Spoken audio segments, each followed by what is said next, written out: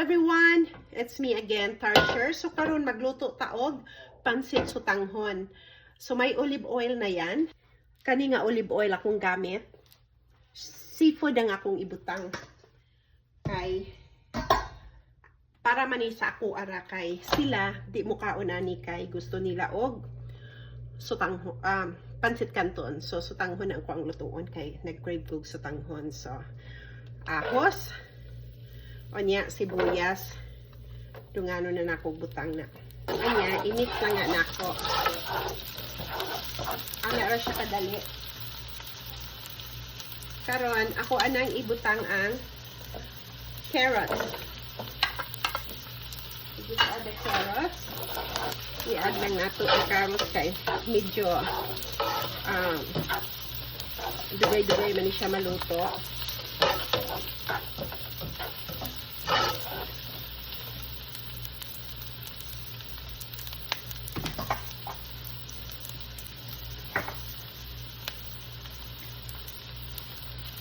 Anya, butangan na to aning garlic, lemon, o pepper.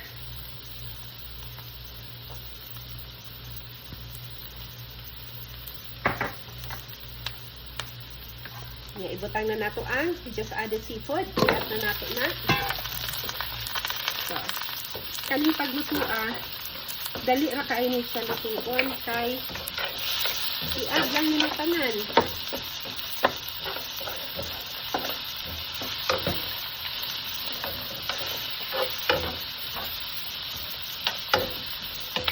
Kay kaning squid, kinahanglan ni siya og dili i-overcook kay marubber ang iyang meat, diba? So karon i-add na nako ang repolyo.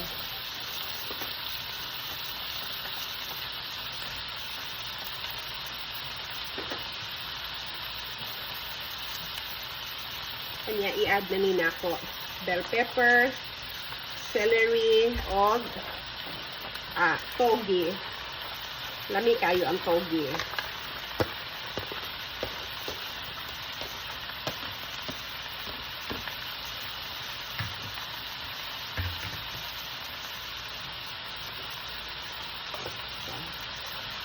Anak siya. Kaya di man ko gusto ang gulay kanang overcook.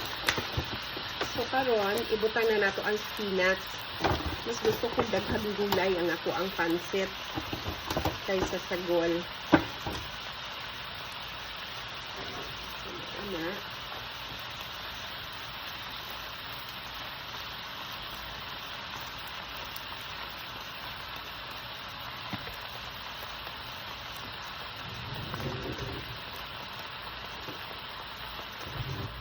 So kini gihalo na nina akong oyster sauce, soy sauce, sesame oil, o lime, lemon. So, nasa sa inyo yun kung paano nyo pag anong ilagay nyo dyan. So, ito ang akin.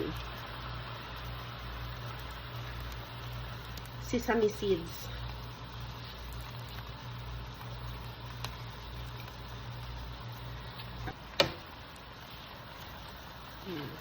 Ihalo lang natin siya. Kailangan lang ng haluin ko. So, ilagay ko na yung sutanghon. Kung ano na siyang ipakulo at tubig. So, dali ra kaayo siya luto. So, as I said, style ko to, version ko to ha. So, nasa sa inyo kung paano pagluto ng pansit sutanghon. Ako ay nilalagyan ko ng taugi or togi, ano bang pag-pronounce niyan. So, ganyan lang. Super easy. Lagyan ng vinegar. Mga 1 teaspoon lang.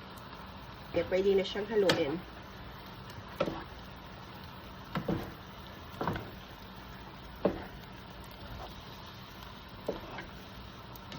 Kalami, daghan og gulay. Gusto ko unang maunay gusto na ko ang pansit nga daghan og gulay. Tanaw na to ang carrots. Tama lang ang carrots.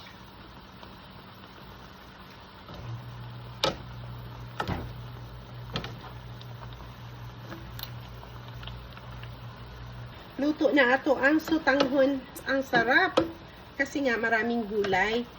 Daghang salamat sa tanan. Mga una ta. Thank you so much for watching. See you in our next video. Bye for now.